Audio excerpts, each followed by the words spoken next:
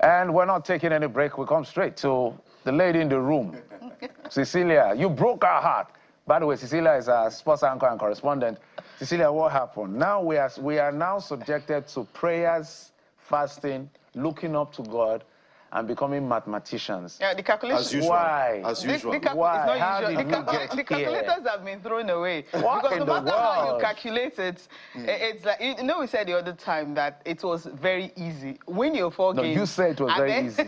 I didn't say that. Win your 4 games, and then you're good to go. I mean, you have a chance of course, qualifying. But right now, you no longer have the destiny in your hands. So even if you win your remaining 2 games, it's going to be hard because, I mean, you're having Rwanda winning, Rwanda beating Zimbabwe by lone goal, and Benin Republic beating Lesotho that we could not defeat.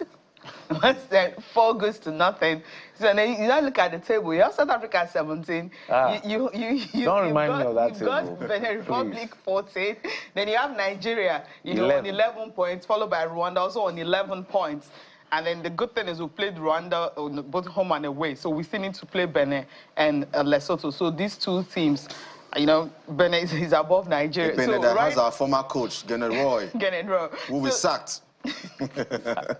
So now the situation is so dicey that you don't have the destiny in your hands anymore. So you're winning your games and also praying for others to actually drop a point. So the possibility of you having South Africa dropping points against, you know, Benin or Lesotho is hard because it's okay.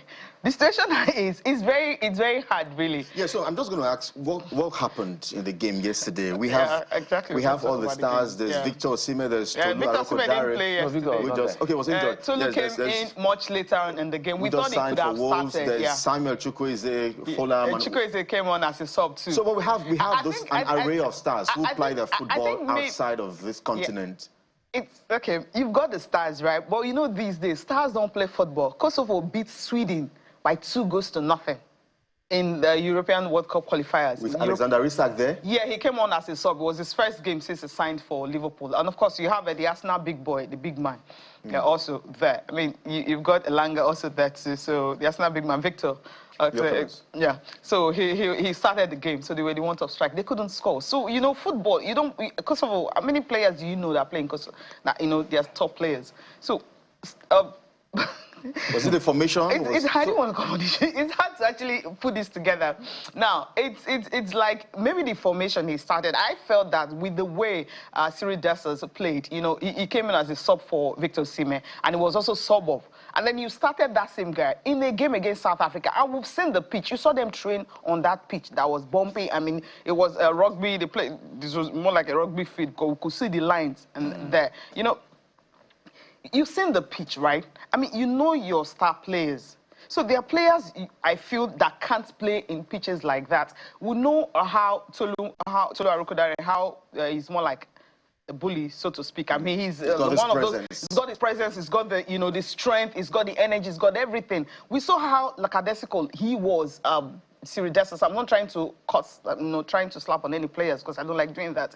But he wasn't himself when he played, you know, the game against Rwanda. You saw that, and you left him on the pitch. I thought maybe second half is going to, like what he did the last time, you know, take him out and bring Aroko-Dare. He didn't do that till almost the final moment. I felt maybe if he had started Aroko-Dare in that game, maybe he would have had a better chance of scoring. Cecilia, I won't let you go because director is in our ears, so to chase us out of here. But he doesn't know we're angry. Yes.